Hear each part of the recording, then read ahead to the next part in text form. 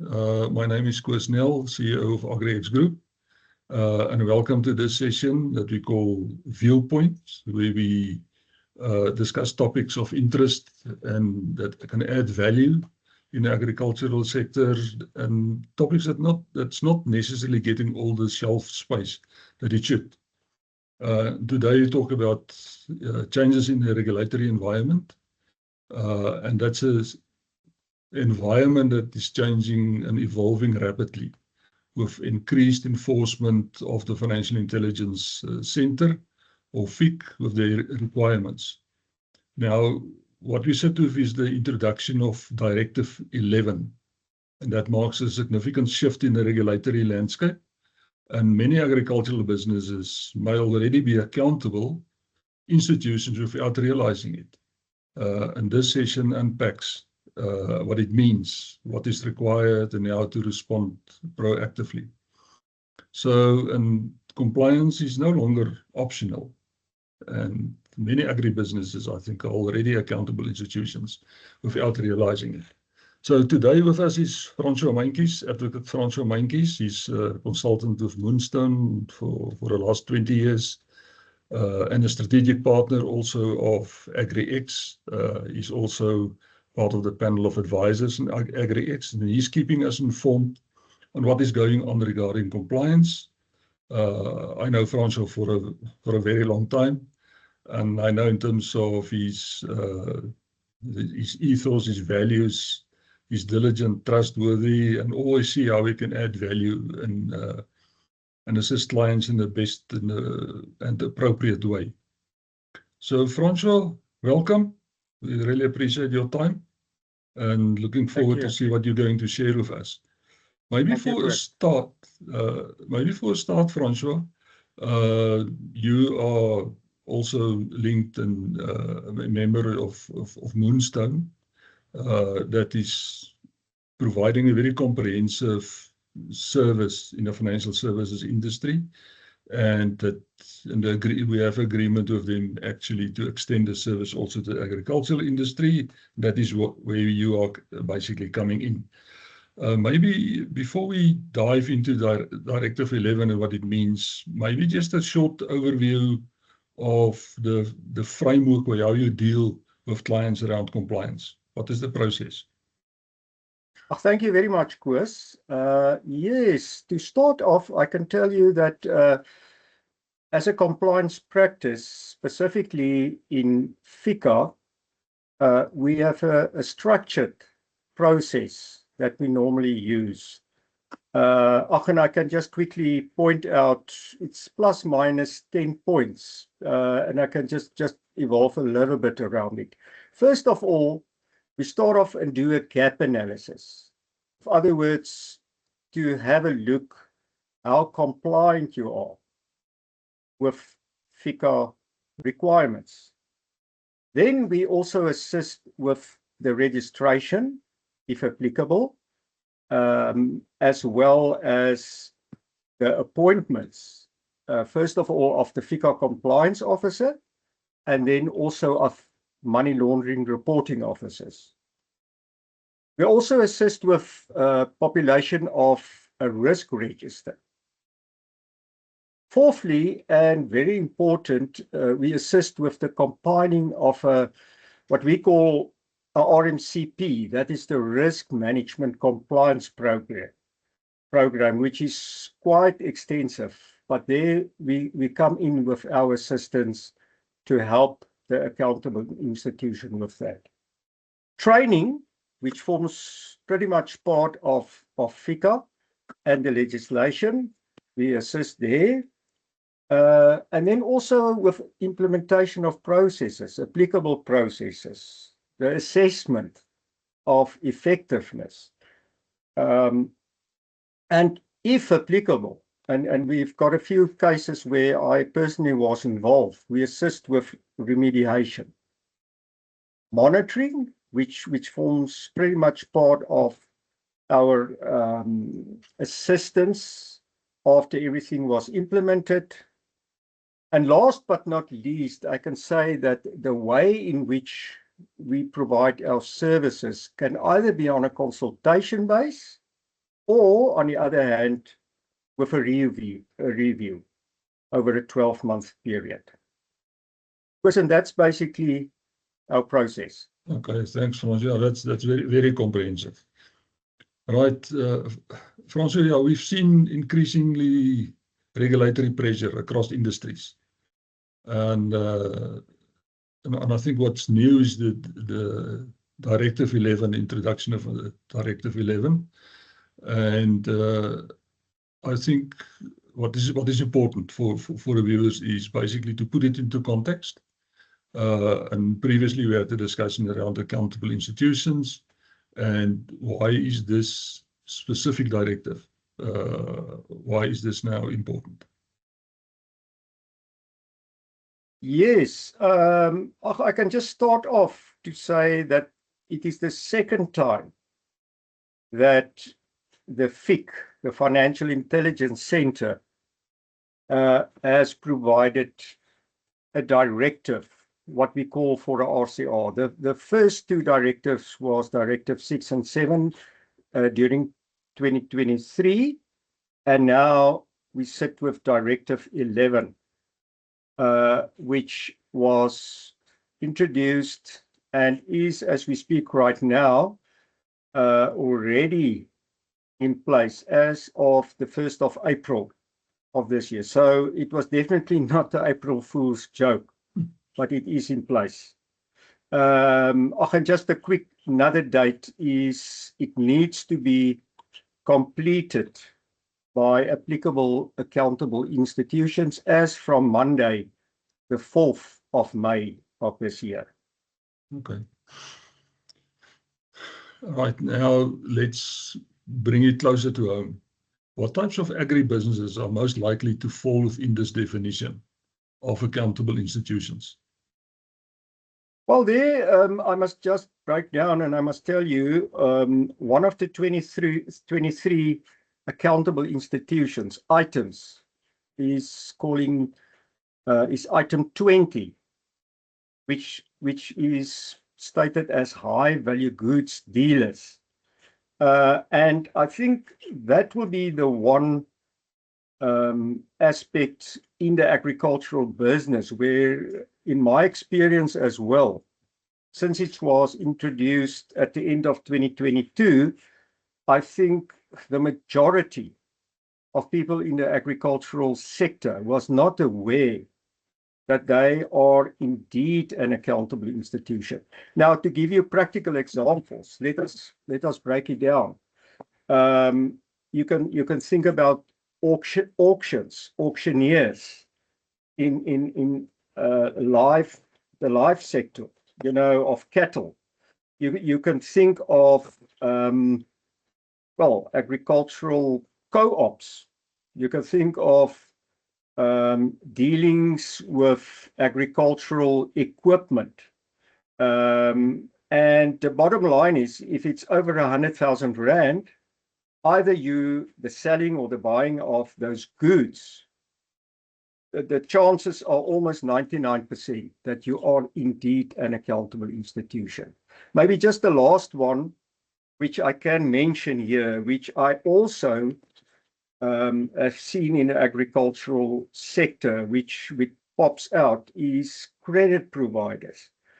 I can tell you very recently in March, there came out a regulation from FIC, specifically which deals with credit providers, which makes it so much easier now to understand, you know, what is required of a credit provider.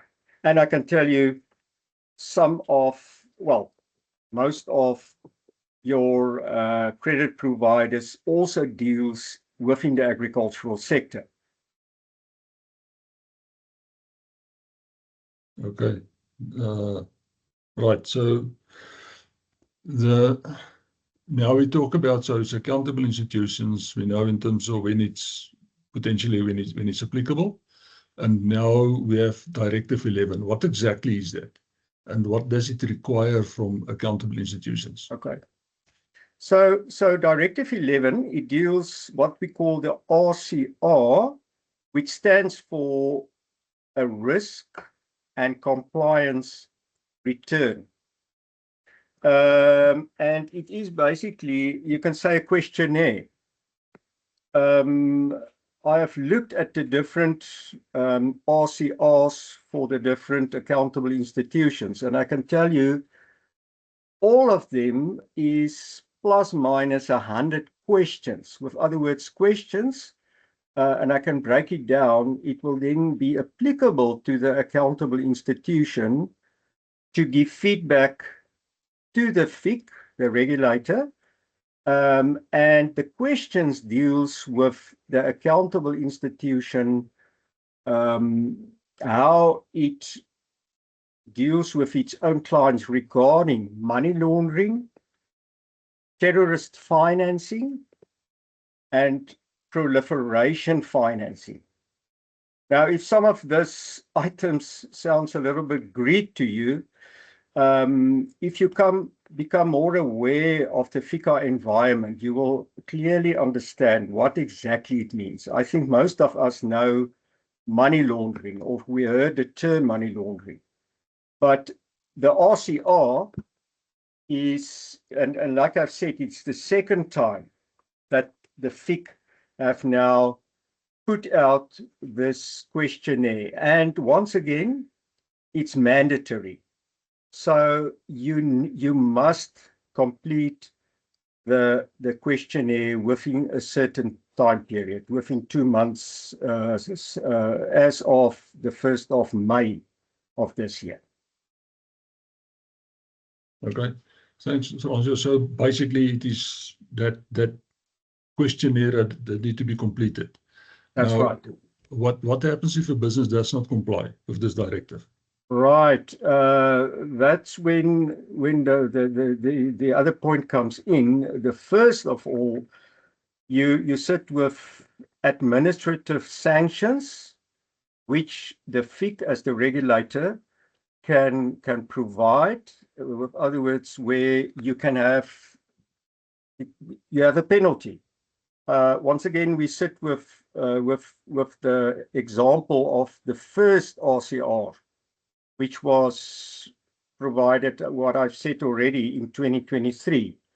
And I can tell you right now, the sanctions, and that is being published, it is public knowledge, who actually have got penalties. And I can tell you the last time that I've looked, the minimum penalties at this stage, which they provided, and FICCAN provided penalties more than that, but it's 50,000 Rand. So that is the very first thing which can happen. Secondly, you sit also with the risk, because it is now public knowledge, that you basically, your name is out there in the open. And if you follow the media nowadays, I've seen lots of, media reports on institutions who have been penalized by the FIC. So that risk is also there. You can sit with a risk, for example, going forward. You want some financing. You sit now and you go to your finances, and they suddenly see, but you do not comply with the minimum requirements, and that can also be have a negative effect on your business. Yeah, absolutely. So it's real. It's real. It's real. It's real. So what are the first 3 steps? Let's say 3 steps the agribusiness should take if they suspect they fall under this directive, or first be accountable institution, and they actually need to submit it. What are those first 3 things that they need to do? Well, I would say ask, get advice, get expert advice. I can tell you from my side, I am a specialist FICA consultant for much over 20 years now, but speak to somebody who can assist you, first of all. And just to get a clear answer, first of all, are you indeed an accountable institution? The Act is very clear on this.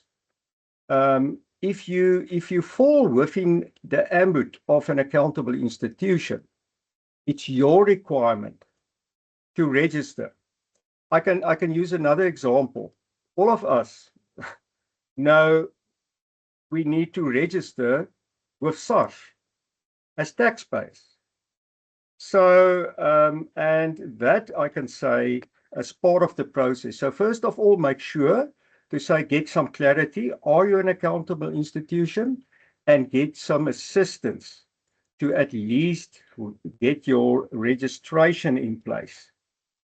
After that, you can then start to look at implementing it. And I can tell you once again from experience with the regulator, they will not have a problem. I'm thinking now about this RCR, which will need to be answered. They will not come in and say the first time you're registering and you are not compliant with everything, and now suddenly they come and give you some penalties. They will have a look and they want you to understand what is it that you need to do in terms of the legislation. So I think I'm not sure if I already gave you 3 points, but I think that's the bottom line. Okay. Get expert advice and to assist you, to make it easier for you. Francois, maybe an unfair direct question. Is that something that Moonstone and you can do? For sure, definitely. And I think once again, I can come in here. That is why we are also a strategic partner of AgriX, because we can assist you here with a complementary discussion where we can have just introductory discussion, and I can give some guidance there and assist you in going forward. So definitely, that is where we will come in, and myself. Okay, no, thanks, Francois. Francois, looking forward, do you think will there be further tightening of regulations, or is it going to go away? Definitely not. And the one reason I can also tell you, I think my audience, most of us, were definitely aware of grey listing, that South Africa was grey listed. If I'm not mistaken, it was only taken away during last year, at the end of last year. Now, the grey listing, and it directly deals with money laundering, terrorist financing, proliferation financing. Everything deals with that. And the institution who actually globally look at this, they are already back in the country this year, and they start now again with their next phase this year as well as next year, to look what is the status of South Africa's complying with all the requirements. So to answer your question, it will definitely not become easier. That once again, I think it can only get, if I use the word worse, they can tighten it much stronger. But there again, of course, I just want to say, if you've got the knowledge, that's the thing, and you have an understanding, I can assure you, you will see it is not that difficult. But to ignore it and to say, well, I don't need assistance, or I just leave it like that, it can clearly damage your business, and therefore I would rather encourage you, make sure that your things are in place. Yeah, so it's almost like a necessary evil that you need to comply to. For sure, for sure. Francois, what's the next step for a business that's unsure whether they are compliant or not? What do you recommend? Well, I would say, and I already have mentioned that, there will be sort of like a what we call a checklist, a FIC compliance checklist. If you can just complete that for us, and we will then contact you, myself personally, and we can have a quick discussion. So that is what I would recommend. So if you are interested, we can have a quick chat. No obligations, but at least that is the starting point to help you. No, thanks, Francois. Yeah, I think that's important. So what we will put together with this video, we'll put the link to the FIC compliance readiness check. It's there's no obligation on that, but it gives everybody a sense in terms of what's required and whether it's in place or not. And if you complete it, you also pick up then the contact detail of Francois you want to make contact with him. So 100%. Francois, closing word from your side? Well, what I would like to say, I would say thinking, if you think, this is now just another thing which we must deal with. Think back to 2018, the Rugby World Cup. Where were we before the Japan trip? And if you think of the 18 months before the World Cup, and the rest is history. So I would like to compare it with that, and I would say rather, if you are prepared, if you get your ducks in a row, but also get assistance, get a good team with you, then I think you will be okay and you can prosper going forward. Right. Francois, thank you very much. And you are available to be appointed as a coach to all businesses? Definitely. Anytime. To win the World Cup. Yeah. Well, okay. I'm not saying that I will be available for that, but if it's FICA related, anytime I'm available. No, thanks, Francois. Thanks a lot for your time. I think it was really informative, and I think it's important for everybody to take notice of that, to make sure that actually they are compliant if they fall within the ambit of accountable institution or not, and it's actually a simple process to clarify that and get it ease of mind. And 100%. if there are, there's a way actually how to address it. So definitely. Thank you very much, Francois, and we'll talk in future again. Okay, thanks a lot, Chris.